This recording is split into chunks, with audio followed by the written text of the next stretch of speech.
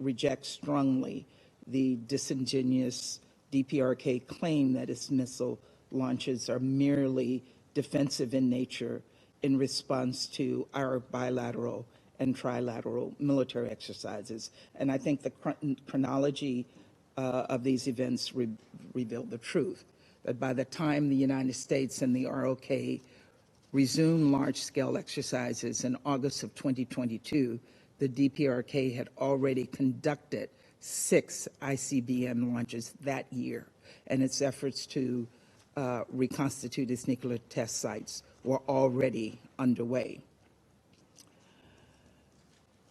I also heard, and I want to reiterate, a statement made by my Chinese colleague, and I'll quote, "The DPRK's pursuit of self-defense cannot come at the expense of the security of its neighbors or the global non-proliferation regime," unquote. Secondly, I'd like to mention the Chinese-Russian so-called humanitarian resolution, which in our view applauds the DPRK for not conducting IRBM and ICBM launches. Sanctions relief in the face of the DPRK's unprecedented launches would only send one signal, and that is a disregard for the Security Council and violation of international law would be overlooked. And I think the Security Council cannot be engaged in that. And I think if either Russia or China want to assist on the humanitarian side, they can do that and continue to do that bilaterally. On the humanitarian situation, I would just like to mention that we do remain deeply concerned.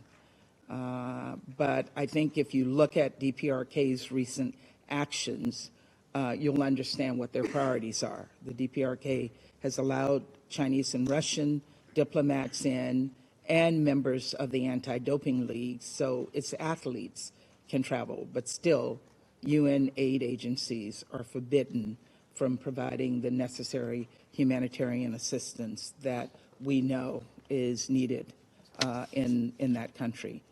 Once again, I'd like to express sincerely our offer of dialogue without preconditions.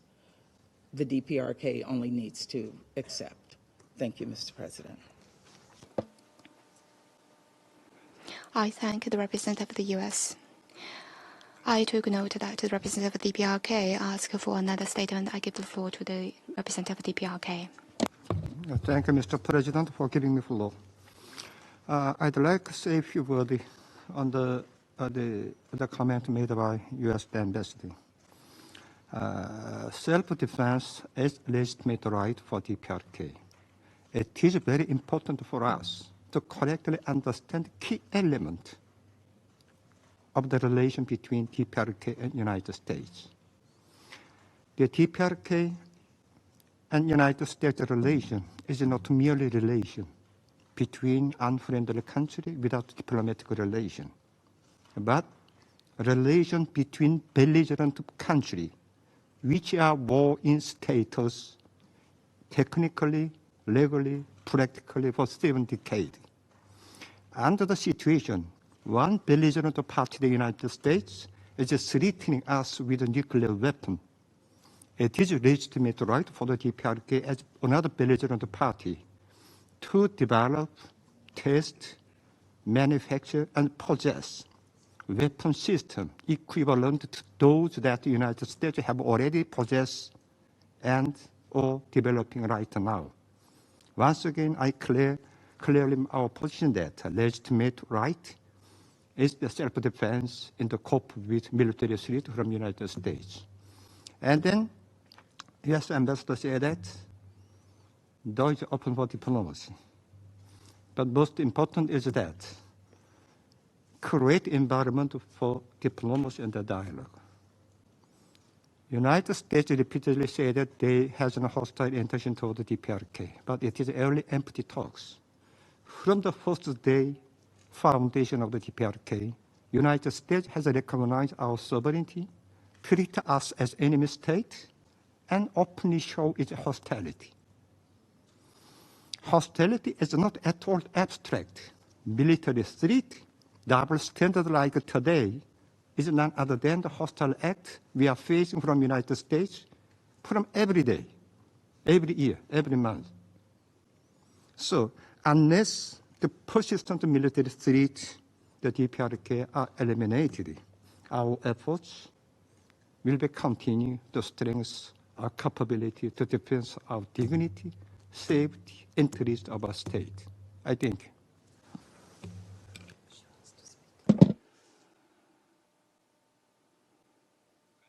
I thank the representative of the DPRK, and now give the floor to the representative of the U.S. again. One thing. No weapons have ever been fired by the United States toward the DPRK. We are working with our allies to help them in the protection of their sovereignty against your actions, which are based on paranoia about a possible attack by the United States. If there's anything the United States wants to provide to the DPRK, that is humanitarian assistance for your people and not weapons to destroy your people. Thank you. I thank the representative of the U.S. I now give the floor to the representative of the DPRK again. I cannot agree with the other comment because the United States mobilized strategic assets like the B-52H strategic nuclear bomber, aircraft carrier, nuclear submarine for joint military drills.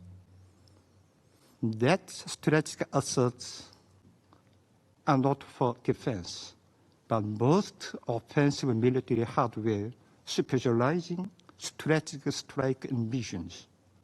So we regard that strategic asset which you are mobilizing for joint military exercise is attacking weapons toward the DPRK. It is our challenge.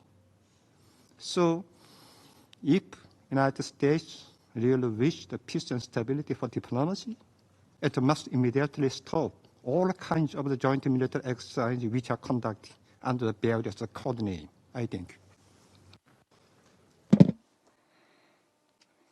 I thank the representative of the DPRK.